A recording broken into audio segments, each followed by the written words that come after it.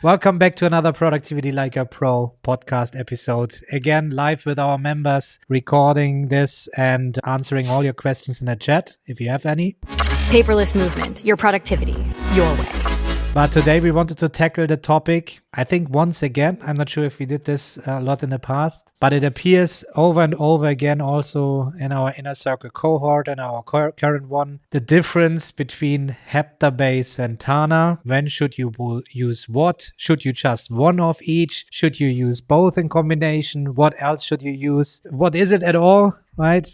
Not everybody knows what Heptabase and Tana is. And that's what we want to dive in today. Paco, my dear friend, welcome back. Hello, Tom. And yes, maybe someone's asking themselves, I don't know, can I live without Tana or Heptabase? Yes, you can. And there are probably a lot out there still asking, how can I get access to Tana? Well, we can answer very quickly. That's appearing a lot in our Paperless Movement membership, in the community. How can I access Tana? There we keep answering. Join the community from Tana in Slack. And usually if you ask there if you can get access, then there's somebody who can give you an invite, or even the developers themselves will share the invite. It usually works very quickly, as we can see from the community feedback, right? Usually they come back within a day and say, yeah, I got access to Tana. So maybe we start with Tana then. What is Tana all about? Why is it so fancy? I can say it's a outliner. Now Paco can expand on this. I was sorry not to look at the camera, okay, because I was looking to my other monitor. I think the people in the podcast don't care.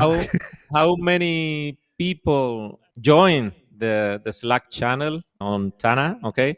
And they are right now, today, March 25th, 2024, 18,436 people. So I think that someone will send you an invite for sure. Okay. That's the point, yeah.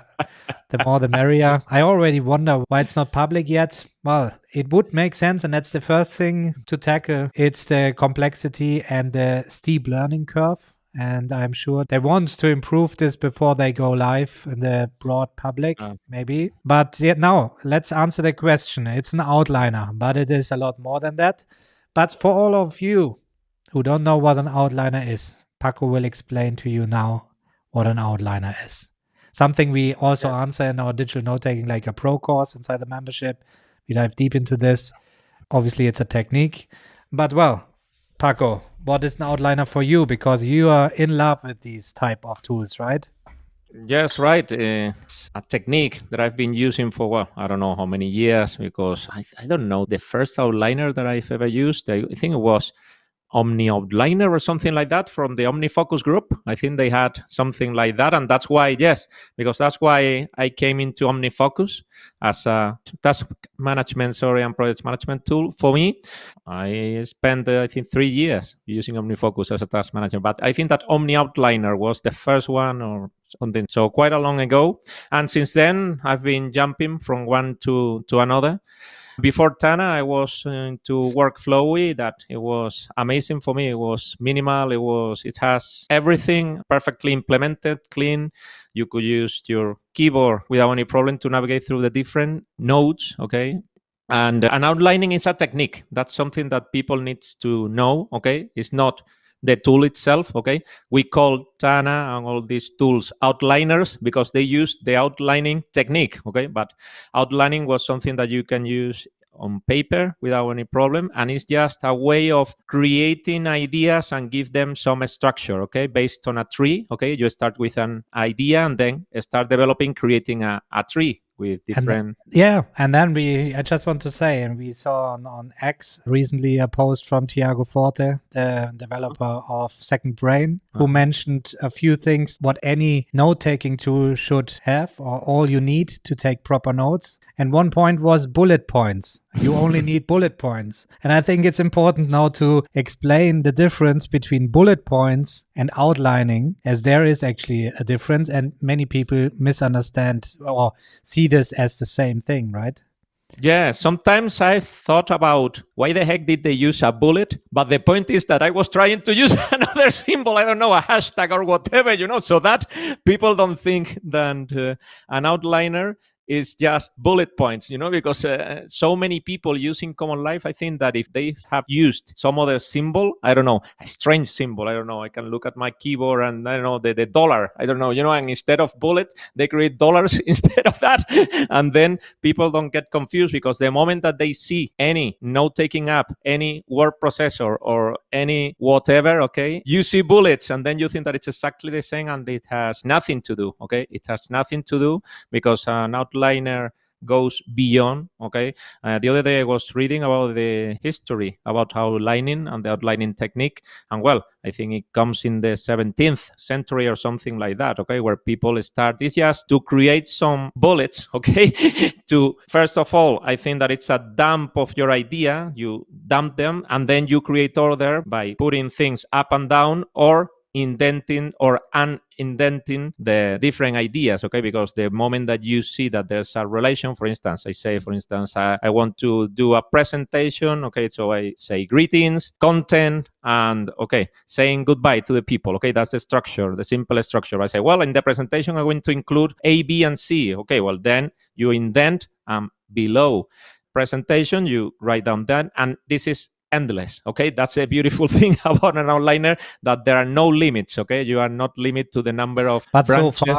So far, when we say bullet list, then you are referring that they are not indented, right? It's just a normal bullet list, but any bullet list I can also indent. So well, yes, that's it. That's why for me, a bullet list, and that's even worse, okay, allows you to indent some other bullets. In fact, they change the type of bullet so that you can identify better the parents and the children and the grandchildren and all the hierarchy, okay? Because this is putting hierarchy and order into the chaos, okay? So when you have a lot of ideas, you create a dump and start writing about them. You put the basic ideas, the main ideas, and then you little by little go one by one, including additional ideas or sub-ideas, okay, that came to your mind referring to the parent, okay? The beautiful thing about tools like any outliner is that you can go into any parent, okay, and the rest of the tree disappears, okay? You don't see the other parents, and then you can be focused on just that parent and create the hierarchy, and that's, again, endless, okay? You can go into a child and the parent disappear, and you go deeper into that structure of parents and children endlessly, and that's one of the beautiful things. So in fact, each bullet point becomes a page. I know they are called notes in Tana or in general in outlining, but to better understand for the people, if I'm in Notion, for example, I have everything in pages. If I'm writing on a page, I can add another sub page on this page, click on this and go deeper. And then I have opened this other page. And that's what you can essentially do in the outliners as well. You write the parent, then you write children's, then you write another parent. And when you go into one parent, as you already explained, the other parents disappear and you see only the children that you created for this parent. But in each children, you could go in again and it will be another page that you can write on. And that's really the amazing thing. What I think, what really stands out, also if we compare it to a simple bullet list, in any other tools like ClickUp as well, or I think even in Notion it is the case, when you have a bullet list and you indent and then you move things around, it doesn't use each bullet as an own entity. So therefore you're moving the whole block, or then it moves completely outside of the bullet. It's no proper control. In Tana or in Workflowy and other outliners, you're moving the nodes in a complete different way, right? A lot faster and a lot more in control. Yeah, and also, as I like to do, as this is a parent-children, okay, relationship, you move the whole family, okay? The moment that you move up and down, for instance, if I move and I say, well, instead of starting with the presentation, I will put the presentation at the end, okay, of my lecture. And then I move the presentation, and those children, A, B, C, that I had created before, that I mentioned before, then they go with the parent. So imagine how powerful it is when you are creating something that it's complex, okay? Let's imagine an outlining that it's complex. Then you're moving everything up and down, and you can indent, move children from one place to the other. You can stay creating references, for instance, to some of the children. The things becomes complex, and that's where complexity comes into town. And the moment that you compare that with a, let's call it, more usual note-taking or intuitive note-taking tool like Heptabase, for instance, you see the difference. Okay? Yeah. And that's the moment that people get confused, because then they say, well, but then I use Tana, I use Heptabase. If I want to move from one to another, what do? I don't use any of them. And that's where problem begins for people, at least for many of our members who reach out, trying to identify when we move things from Tana to Heptabase or vice versa. Okay? Exactly, but let's stay in Tana for a while. So we go through the different feature sets, because then we can compare it much easier to Heptabase, I think. So we talked about the outlining feature, and when we look in Heptabase, the feature, well, let's compare the features directly. If we look into Heptabase, we have an outlining feature more or less, which is not an outliner at all, but they made a very smart implementation of the bullet lists. At least you can move around parents. So it moves the whole block up and down, as far I know. I think this is, it I'm works not sure. in there. I'm not sure. I'm not sure because I used it a long time ago, and I'm not sure. Yeah, the point so is I have to double check, clunky, but I thought it was the first application that is not an outliner that allows you still to move the whole block if you selected it. And if you moved this in a Google Doc document or in ClickUp Doc or something like that, then you will realize, then you know exactly what we mean. If you move the parent and there are children below, and you move the parent, the children will stay and the parent will move away. And that's something that's not happening in the outliner, as you explained. The parent, including all the children, will move around. And I thought this works in Heptabase as well. But even if not, they also give you the feeling of an outliner. So you have these lines on the side, so you see what is indented. So it's much more visual. What are the children's? What is the parent? It also allows you with shortcuts to close the parents, because that's also another advantage of outlining, that you can close the parent with all the children, and then you have a list of all the parents, and it's much easier to get the overview, and then you go back. Others can compare this to toggle lists. So in Notion, also in Heptabase or ClickUp, you have these toggle headers, and then you can close this header and everything is hidden. This is exactly the same thing, but it is no outliner. So each bullet is just a bullet in Heptabase, while in Tana, I can dive into the bullet and give additional context. And now talking about context, there's another big feature in Tana that we need to talk about that makes it stand out, are the super tags. And that I can actually add very easily multiple tags to a node. All right. So Paco, do you want to explain the super tags? Or the point is that, well, Tana is based on the object-oriented paradigm. Well, not easy for me to pronounce paradigm, but it's a concept, okay, a methodology, a framework, whatever you name it, okay, that revolutionized how people coded. Okay, they changed everything, because at that moment everything became an object. Okay, an object that has certain properties and what we call methods. Okay, these processes that you can run into that object. Okay, and this is again how things becomes messy. Imagine for a busy professional that it's, I don't know, marketing manager trying to understand the object-oriented thing and saying, man, I just want to take notes on my meeting. Okay, that's why we say that. Beware of Tana, because you see out there beautiful implementations, but you don't think the work that is behind and the concepts, because at the end, the only way to understand this type of tools is understanding the concepts that represent the foundational core of the tool, and then use them, okay, and learn how to use them. Because if you try to memorize the things, to do things based on system, on templates, on whatever, it's impossible, okay? It's impossible because you got endless combinations of endless features, of endless everything, okay? And then it becomes overwhelming. We always tell our members to go through the iCode journey first inside the Paperless Movement membership, through all the courses, digital note-taking like a pro, PKM like a pro, especially when it comes to the knowledge management and the note-taking part, before you ask for what tool should I use. Neither ask us nor in a community or things like that, because we talk about tool agnostic concepts and workflows in these courses.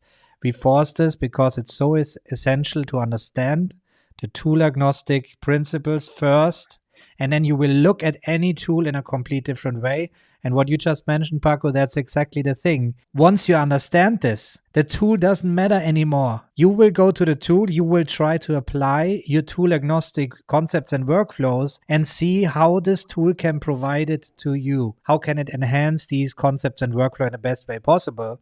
And that's where we then end up in tools like Tana, because Tana supports best these concepts and workflows when it comes to these different parts, to those that we teach in the digital note-taking and the PKM course. And therefore, it's so essential. And you will then also see very quickly, where are the limitations? I cannot cover everything in this one tool. And then you see looking out for another tool that enhances the missing part that you miss on this tool that you are currently using. And therefore, we are using then Heptabase. So we are talking Tana for shallow thinking and Heptabase for deep thinking. There are two concepts that we talk about in iCore. And therefore, we are using Heptabase and Tana without diving too deep into this, because we will do this in a moment. But I just want to mention, we are using Heptabase and Tana in combination because we know each other's limitations and strength, and leveraging each strength in the best way possible and filling up the weaknesses with the other tool. But I think that this is really the key, where other people go to YouTube and they check out, oh,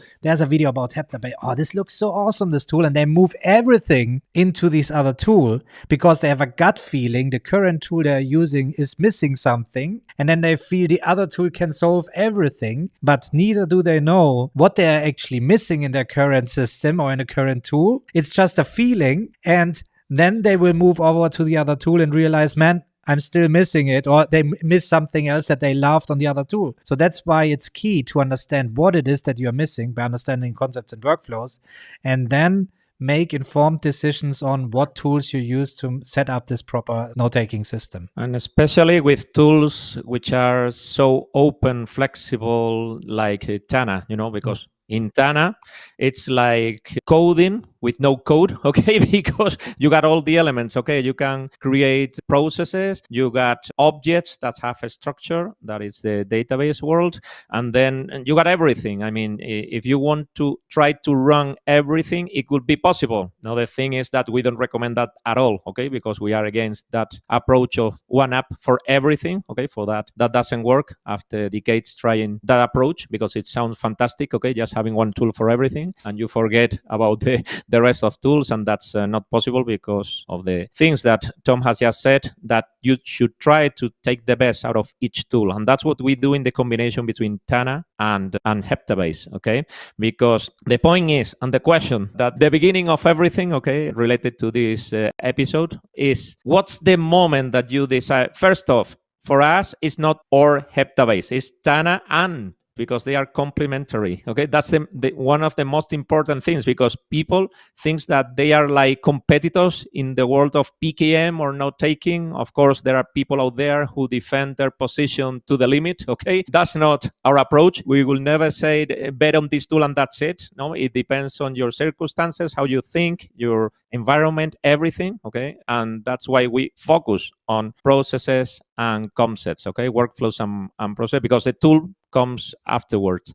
And the point is, when do you move from one tool to another? Well, I will share my case as an inspiration, because this is something pretty personal. This is not something that it's just use this rule and it will work. No, I can tell you my rule or my criteria, and based on that you get inspired, and then you decide based on your circumstances, your knowledge, how do you feel with each scenario, how you deal with it. Okay, and in my case, for instance, for me, the beautiful thing about outliners is that the best representation of an idea is a node. Okay, it's that bullet point that is represented as a bullet, but it's not a bullet, it's a node. And for me, that's the best representation, because an idea can be as simple as a sentence and as complex as a huge paragraph, and even a book. Okay, even a book. And for instance, right now that we are preparing a book here at the Paperless Movement, how are we handling all this process? And I think that it's a real use case that can help the people to understand how we make this approach. Okay, so for instance, we are thinking about the book. For me, the ideas that come to mind is creating the structure of the book. Okay, it will have an introduction, there will be an appendix, it could be a content in the middle, and how do I structure that? Well, that's the first starting point. For me, that's pretty easy to do it using notes. Okay, it's just I write the sentence, intro, another node, another sentence, intro, another node, another sentence, period. Okay, just a matter of seconds. Okay, if I try to do that on Heptabase, I could do it with bullet, but the thing gets more complicated because then I think, well, in the middle we have to say something, I guess. So what do we say in the middle? Well, we can talk about 1, 2, 3. Well, it becomes messy. I indent them so that at any moment I can collapse quickly just using keystrokes. Okay, I can collapse, I can open, I can move the whole family upwards and downwards. And that's something that the moment that I start using Heptabase, for instance, for doing that, or I use Notion to do those bullets up and downs, collapse, open, that becomes, it's impossible. Okay, that's why outliners exist. Okay, because it gives you the speed that at a certain processing of your brain, the tool runs at the same speed. Okay, and that's a beautiful thing about that. You don't have any constraints, any limitations, any painful situations that create friction that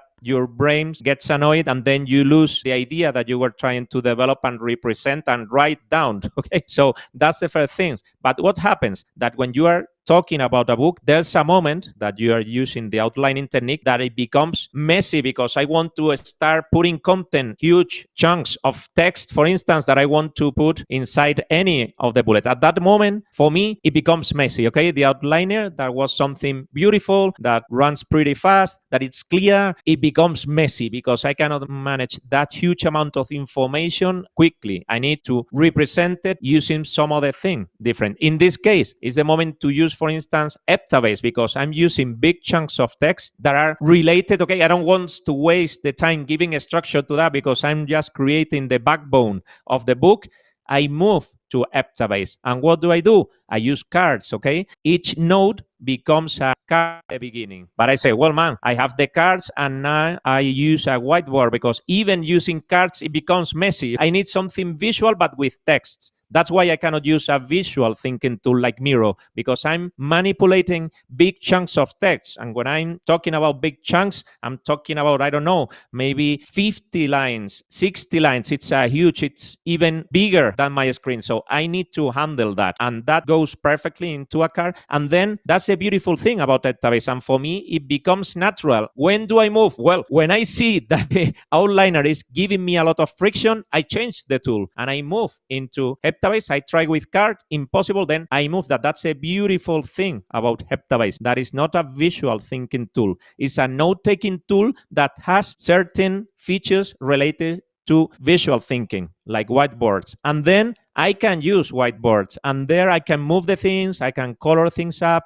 I can create groups, I can create sections, I can create connections using arrows, and that gives me the powerful sensation of having control of what I'm working about. Because at any moment, I can move quickly from visual to text. And that's a beautiful thing about Heptabase, that you move without any friction from visual thinking to when you want to go deeper and write things down, but a lot, okay, not a small field name description. No, whatever you want, text, because that's a beautiful thing about Heptabase, that you can use inside a card markdown so that you can create headers, you can create bullets, you can create a lot of formatted text that helps you digest the content that you are doing. And I think that that's an example quite useful to really understand how you can move, because at any moment, what I always say is no matter the system, the tool that you are using, the structure, okay, of the content so that you can search everything. I don't care if I look at Heptabase or Tana, because the structure of the things, okay, this book, it's a project, okay, and it's a project in Tana, in Heptabase, and on ClickUp, for instance, because on ClickUp, we have created a project that has the tasks, the actions items that we need to develop that book, like creating the outline, creating the first chapter, whatever, that's how we handle, and everything is connected, because that's the beautiful thing about these two tools, for instance, and most of the tools nowadays, that you can link to certain objects without any problem. I can create a link from Tana to a node on Tana from Heptabase, okay? I can create, and vice versa. I can create a link to any object from any application, in this case Tana, to Heptabase. So I can navigate easily, taking advantage of the strengths of each app, and not taking, because imagine that I just use Tana to create a book. How the heck I'm gonna start my narrative, okay? Text that I need commas, I need a paragraph, I need to express myself, because that's not ideas, that is something that is an explanation, and wide explanation about something. That's the moment that you need long text format. And many people are asking to the people in Tana that they want long text format inside Tana, and they say, man, you don't know what behind, because the structure, talking about the software that's behind, okay, the structure, how they code, how they create the databases, how each object is represented in the database, completely different. If you compare the database model between Tana and Heptabase, they have nothing to do. And that's a problem, that it's impossible for Heptabase to become a pure outliner, and it's impossible for Tana to become a long text format tool. It's something that it's literally impossible. And that's why, for instance, if you ask Notion to do exactly the same as Tana, it's impossible, okay? Impossible. The point is that, they use elements that you can name bullets, okay? In the case of the three tools that I have just mentioned, they have databases, okay, that you can connect. And that's how people get confused, okay? Because they think that it's exactly the same, and it's not, okay? Yeah.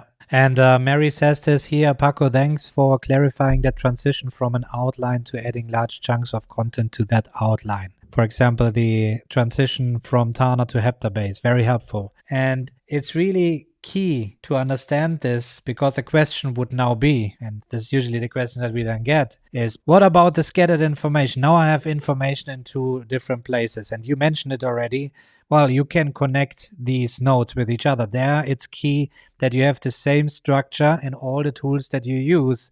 And when you talk about structure, you mean the key elements, you talk about the topics, the projects, and that's something that we teach in iCore as well, how to set up this My Life OS and how to structure your life and create these buckets where you know exactly where to store the information in, where whatever information gets thrown at you.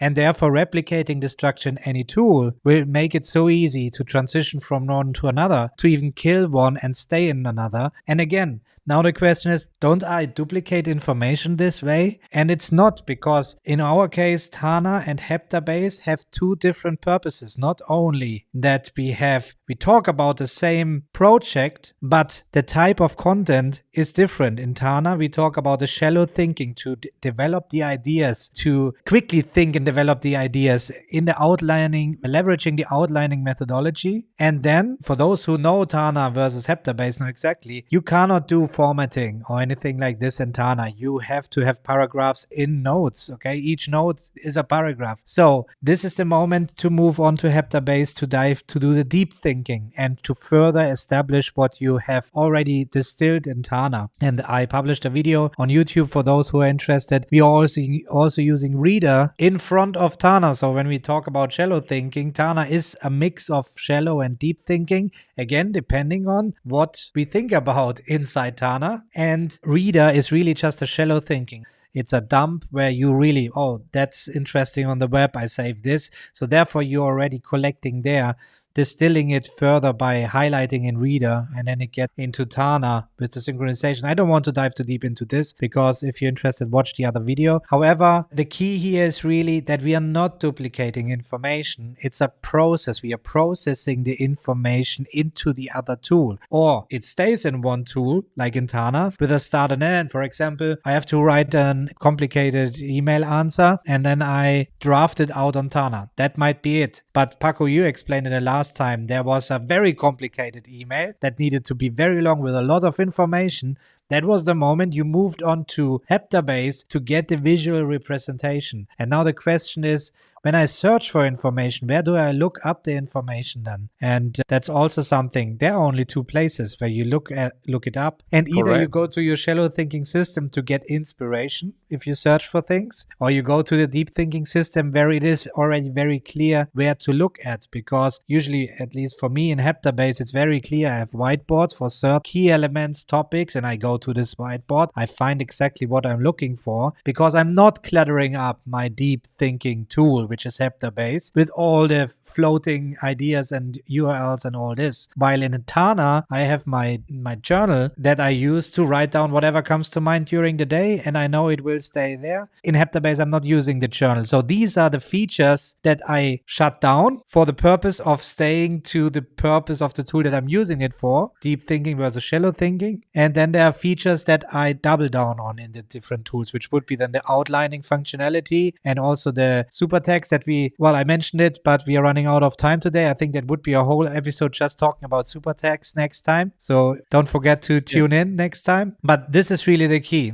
having the structure in both tools or any other tool then. Yes, and trying not to force the things. I mean, when you are working with tool that it's designed to handle with long text format, it's just you'll be trying to look for features related, for instance, to outlining that it's something pretty specific. Or for instance, I don't know, if I try to use Craft as a note-taking app or PKM, don't ask for databases in Craft, okay? Because it doesn't make any sense. It wasn't the purpose. It's not the way the software company is developing the product, and just be focused on the main features, the one that they really shine, and then look for some other alternatives that covers the things that you are missing in the tool. And the moment that you can create connections or links between objects in different tools, it doesn't matter. Where do I search? Well, first of all, we are talking about just 2 tools. So it's just 2 tools. We are not talking about 20 tools to look for the content. But the point is that moment connected, the moment that you say, man, this is the same piece of content and I have the same piece of content in 2 different tools, or even 3, okay? Because, for instance, we have